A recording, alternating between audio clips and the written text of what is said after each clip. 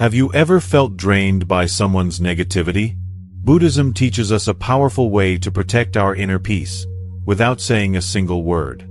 By practicing patience and compassion, you can stay calm no matter what energy others bring. And through meditation, you'll learn to observe your emotions without reacting impulsively.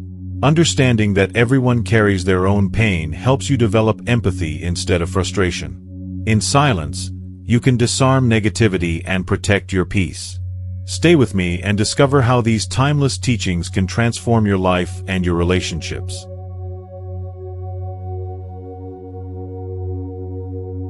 The influence of negativity in our lives. We've all been there.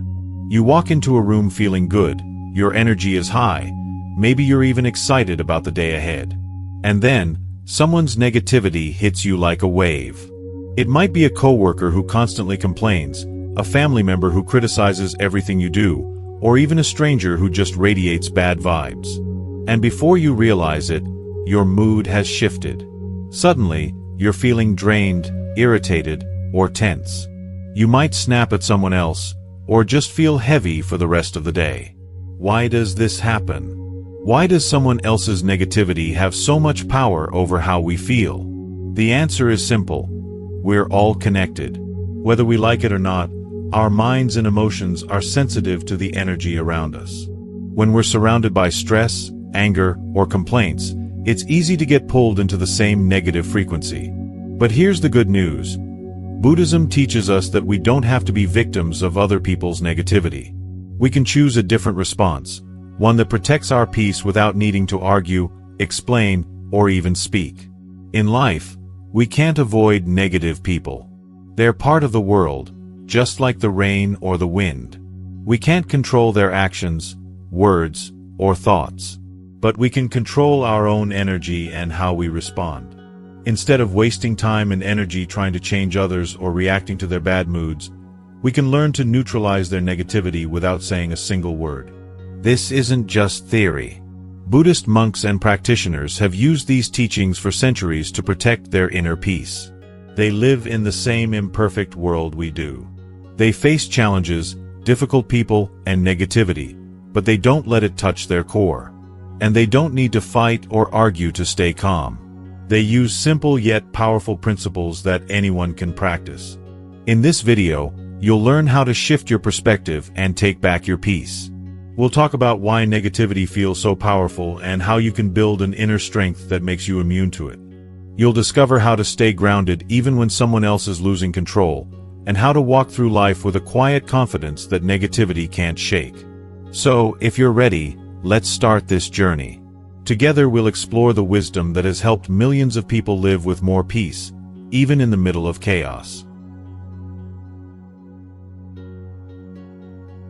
Understanding the nature of suffering, a Buddhist perspective. If we want to disarm negativity without saying a word, we first need to understand where it really comes from. From a Buddhist point of view, negativity doesn't appear out of nowhere. It has a cause, and that cause is suffering. The Buddha taught that all human beings experience dukkha, which can be translated as suffering, dissatisfaction, or an underlying sense of discomfort with life. No one escapes it.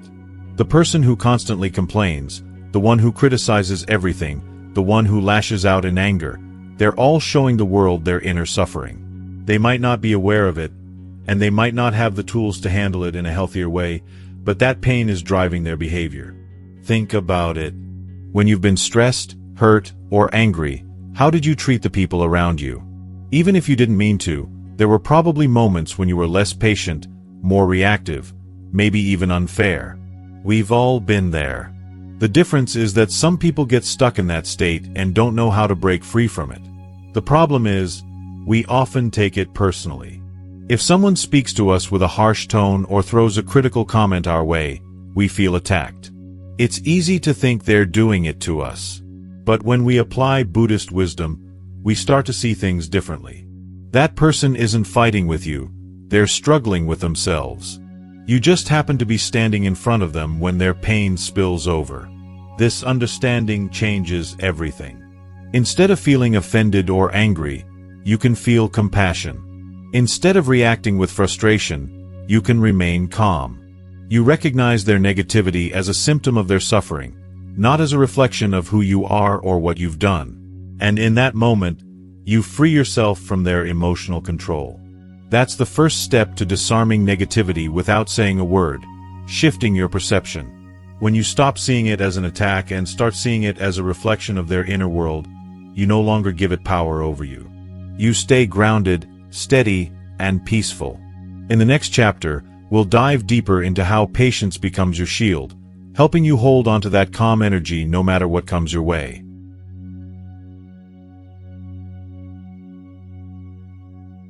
Patience as a shield. Cultivating inner serenity. Once we understand that other people's negativity comes from their own suffering and not from anything we've done, the next step is learning how to protect ourselves from it. And in Buddhism, one of the most powerful ways to do this is through patience. But not the kind of patience where you just grit your teeth and wait for things to pass. True patience in Buddhism is an active force. It's a shield that keeps your inner peace untouched, no matter what's happening around you. Think about how we usually react when someone is being negative. If someone speaks to us with an angry tone, we often feel the urge to respond in kind. If someone criticizes us, we get defensive. And when we do that, we're stepping right into their world of negativity. We're letting their suffering pull us down into the same emotional state. It becomes a tug-of-war that drains our energy and leaves us feeling even worse than before.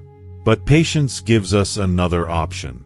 Instead of reacting right away, we create a pause. We give ourselves a moment to breathe and stay centered. We don't have to prove ourselves right, win an argument, or teach anyone a lesson. We can choose silence. We can choose stillness. And in that choice, we protect our peace. There's a well-known story in Buddhism about the Buddha himself. One day, a man came to him full of anger. He insulted the Buddha, shouted at him, and tried to provoke him. But the Buddha remained calm and said nothing. Later, his disciples asked him why he didn't defend himself. The Buddha smiled and explained, "If someone offers you a gift and you choose not to accept it, to whom does the gift belong?" His point was simple. Negativity is like an unwanted gift. If you don't take it, it stays with the person who brought it. This is the heart of patience in Buddhist practice. You don't have to take on someone else's anger or pain. You don't have to let their energy become yours. You can stay in your own space, grounded in your own peace, without being pulled into their drama. It doesn't mean you have to put up with disrespect or abuse. Setting boundaries is important. But you can set those boundaries without anger or resentment. You can walk away from a conversation if it's getting toxic, but you can do it with calm, not with frustration. That's the strength patience gives you. One of the easiest ways to cultivate this patience is through conscious breathing. Whenever you feel someone's negativity creeping in, take a slow, deep breath. Remind yourself, "This is not mine." Imagine their words or energy passing by you, like a cloud drifting through the sky. You don't have to catch it. You can just let it float by. Over time, this practice builds a strong inner calm. And something interesting happens when people realize they can't trigger you anymore. Their need to provoke you often fades away. It's like a fire that goes out when it runs out of fuel. When you don't react, you're no longer giving them the energy they're looking for. Patience isn't about being passive. It's about being so grounded in your own peace that no one can shake it. And when you live from that place, the negativity of others starts to lose its grip on you. In the next chapter, we'll explore meditation as the ultimate practice for strengthening that calm and building a mind that observes without reacting. Meditation as a tool for observation and non-reaction. By now, we've seen how understanding and patience can protect us from the negativity of others. But if we want to take this practice deeper, we need something that strengthens our mind from within. That tool is meditation. In Buddhism, meditation isn't just about sitting quietly or feeling relaxed. It's about training the mind to stay clear, steady, and aware, especially when life gets challenging. And when it comes to dealing with negative people, Meditation gives us the ability to observe without reacting. Normally, when someone throws negativity our way, we react instantly. We feel offended, defensive, angry.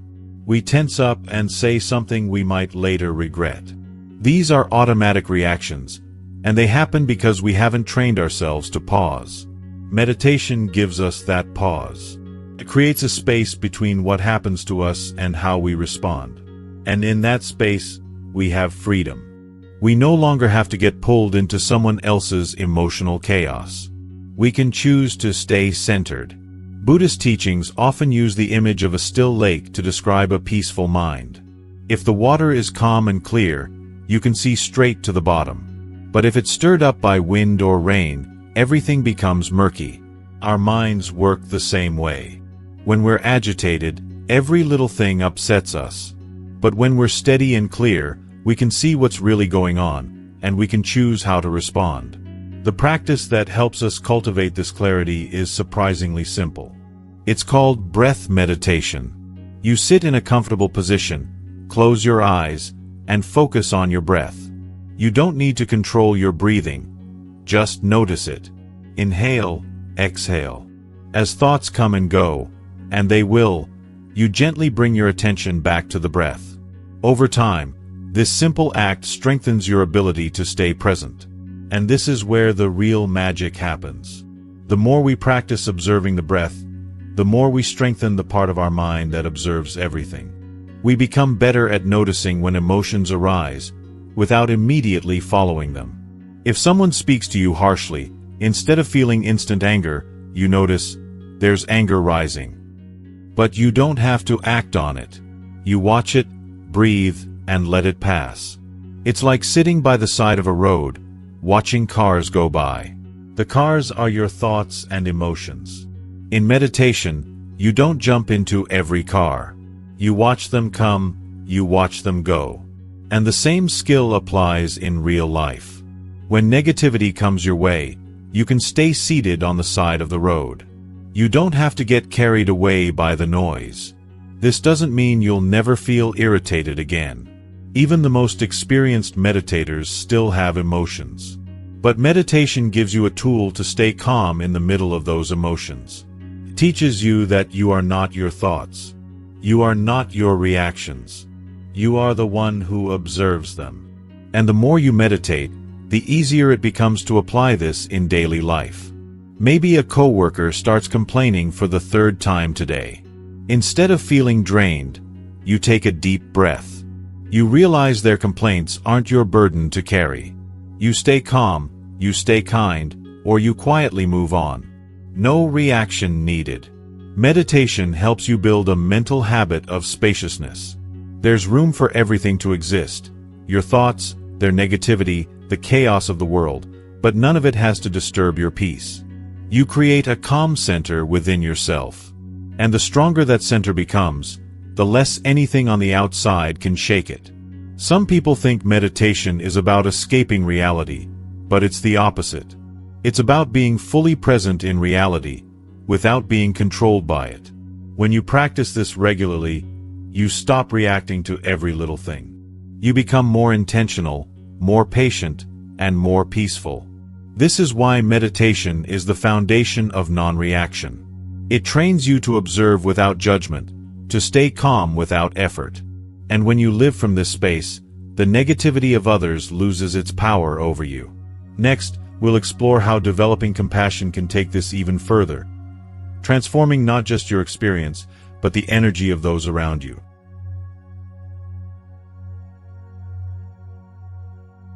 Developing compassion. Understanding the pain behind negativity. Compassion is one of the most powerful forces we can develop to disarm negativity without saying a single word.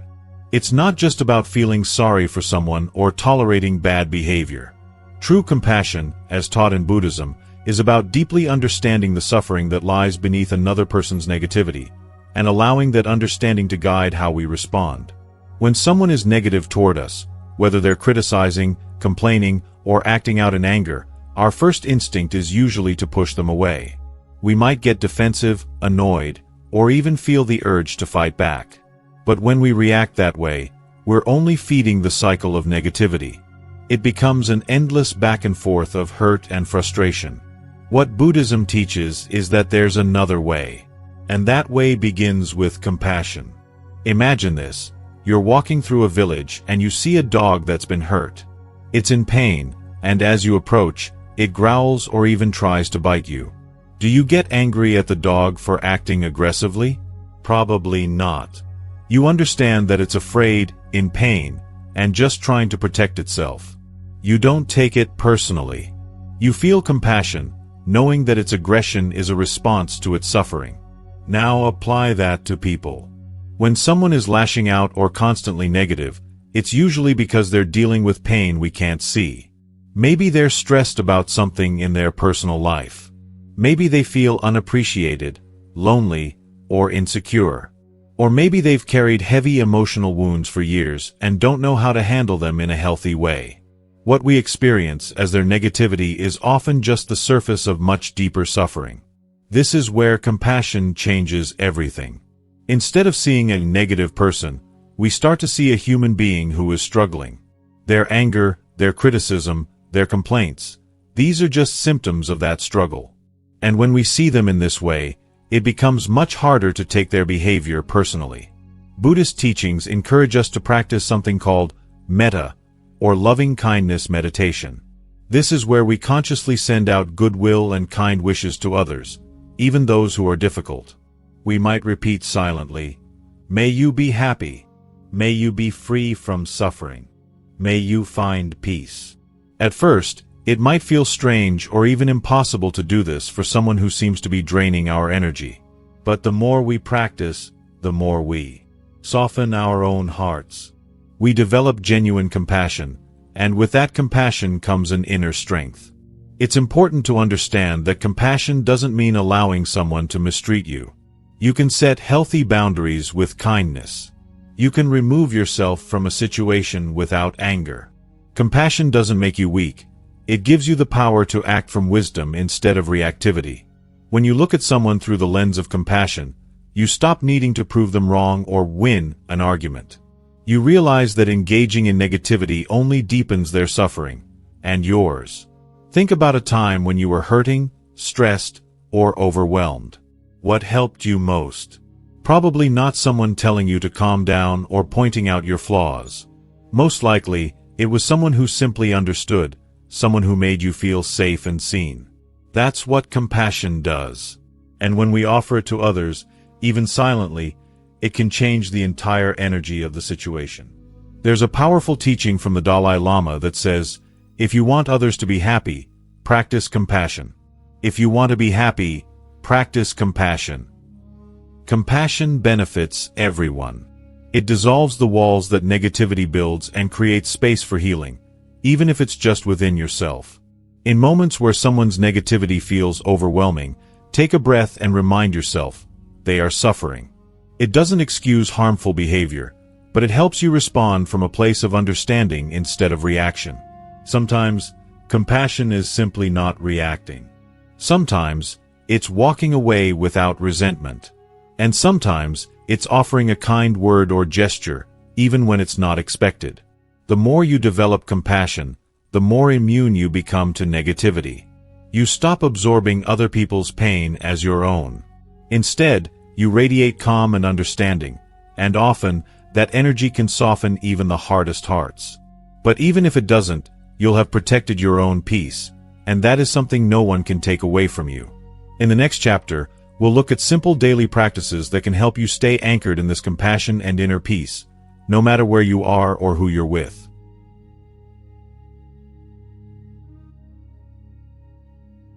Daily practices to maintain inner peace. Understanding the root of negativity, practicing patience, meditating regularly, and developing compassion are powerful tools. But for all these to truly take root, we need to bring them into our daily lives in a simple, consistent way. Inner peace isn't something we achieve once and then keep forever without effort. It's a practice, a discipline.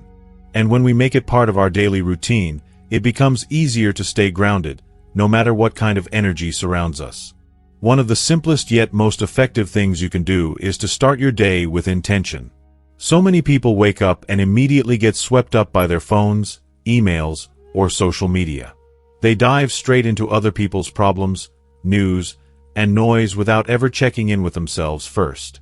This sets the tone for a day where you're reacting to everything instead of creating your own experience. But if you take just a few minutes in the morning to sit quietly, breathe, and remind yourself of how you want to feel today, calm, steady, patient, you give your mind a different starting point. You set an intention that can guide your reactions throughout the day. Another practice that makes a huge difference is mindful observation. As you go through your day, pay attention to how you feel in different situations, especially when you're interacting with difficult people. Instead of reacting instantly to negativity, observe your body. Notice when you start to tense up, when your breath becomes shallow, when frustration rises. Don't judge it. Just notice it. And then breathe. Even a single conscious breath can bring you back to yourself and give you space to choose a calm response. You can also practice compassion in small, quiet ways throughout your day. If someone around you is complaining or acting negative, silently wish them peace. You don't need to say anything out loud. Just think to yourself, may you find ease. May you be free from suffering. This keeps your own heart open and prevents you from absorbing their negativity. It's a way of protecting yourself without closing off or becoming defensive.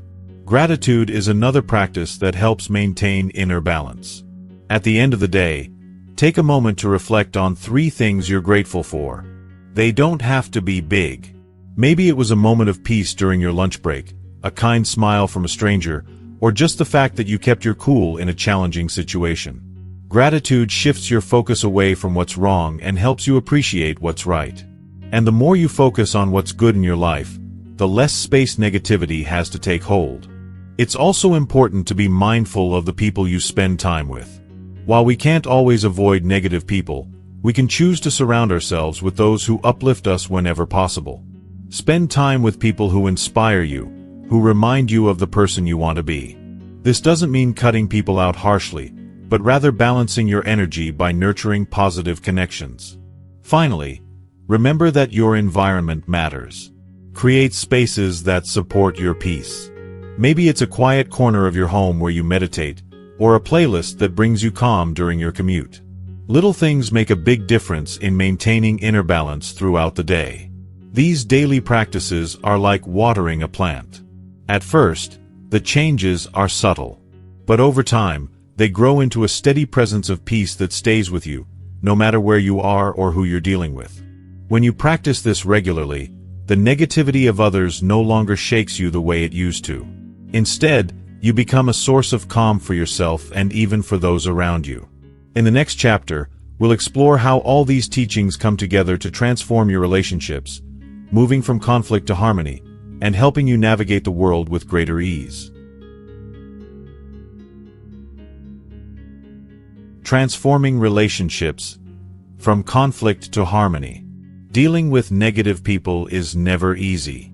Sometimes it's a random encounter with someone whose energy drains you, and other times it's someone close, a colleague, a family member, a partner, who seems stuck in a cycle of criticism, anger, or frustration. But once we understand the root of their negativity, and we've practiced patience, meditation, and compassion, we're ready to take a step further. We can start to transform our relationships. Not by changing the other person, but by changing the energy we bring into the connection. One of the biggest mistakes we make in relationships is thinking we have to fix the other person. We believe if we just explain things the right way, argue hard enough, or show them how wrong they are, they'll change. But that rarely works. In fact, it usually makes things worse. When we push against someone's negativity with our own resistance, it turns into a battle of egos. Nobody wins. But Buddhism offers a different way, leading by example, shifting the energy without forcing anything. When we bring calm, grounded energy into a relationship, something powerful happens. People feel it. Even if they don't understand it consciously, they sense the difference. If you remain steady and peaceful while someone else is upset, they eventually notice that their energy isn't having the usual effect. The cycle they're used to, where they throw negativity at someone and get a reaction back, doesn't happen. And when there's no reaction to fuel the conflict, the dynamic starts to shift. This doesn't mean it's always easy. You'll be tested. There will be moments when you feel the pull to snap back, defend yourself, or shut down emotionally. But if you can stay connected to your inner peace, you become a stable presence in the relationship. Sometimes, that's enough to help the other person calm down. Other times, it simply allows you to walk away without resentment, keeping your own energy clean. Another important part of transforming relationships is setting clear, kind boundaries. Compassion doesn't mean accepting harmful behavior. You can be understanding of someone's pain without letting them take it out on you. Setting a boundary might mean stepping away from a conversation, choosing not to engage in gossip, or calmly saying, "I'm not willing to have this discussion right now." The key is to do it without anger, without blame, just a clear statement of what's healthy for you. And over time, as you stay consistent in your energy, people notice. Some may soften, some may not. But either way, you're free.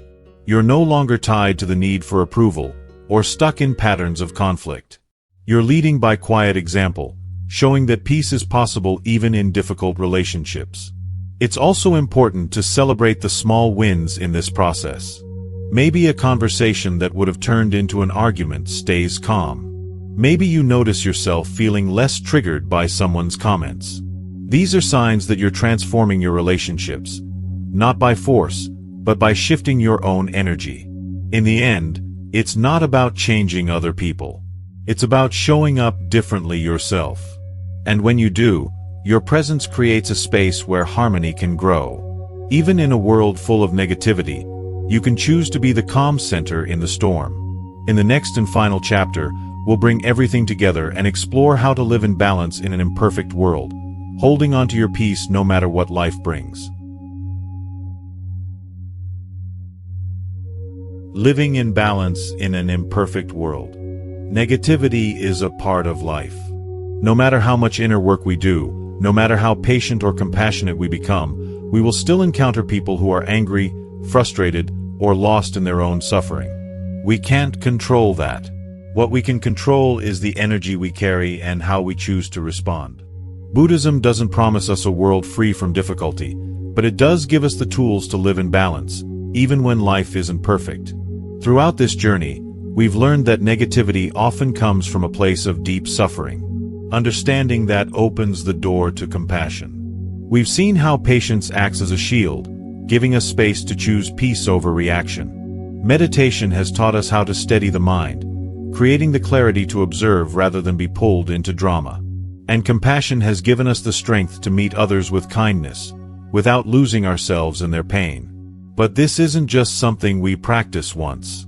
It's a way of living. Each day is another chance to strengthen that inner calm. Some days it will be easy. You'll feel grounded, unshaken, centered. Other days, you'll get caught off guard. You might react in ways you wish you hadn't. And that's okay. What matters is that you keep returning to the practice. Each moment is a new opportunity to begin again. Living in balance doesn't mean life becomes quiet or simple. It means you find your own quiet within the noise. You carry peace with you, not because the world is peaceful, but because you have built peace inside yourself. That peace becomes a light for others. Sometimes, just your presence, calm, steady, compassionate, will change the energy in a room. Not because you said anything, but because people feel you're calm and respond to it. And remember, this journey is not about being perfect.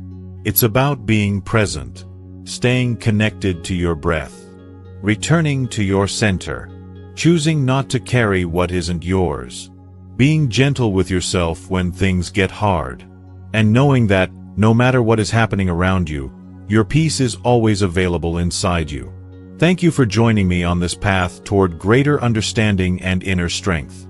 If you found these teachings helpful, I invite you to subscribe to the channel so we can continue exploring more ways to live with peace, compassion, and wisdom. And if you've experienced moments where you've managed to stay calm around negativity, share them in the comments below.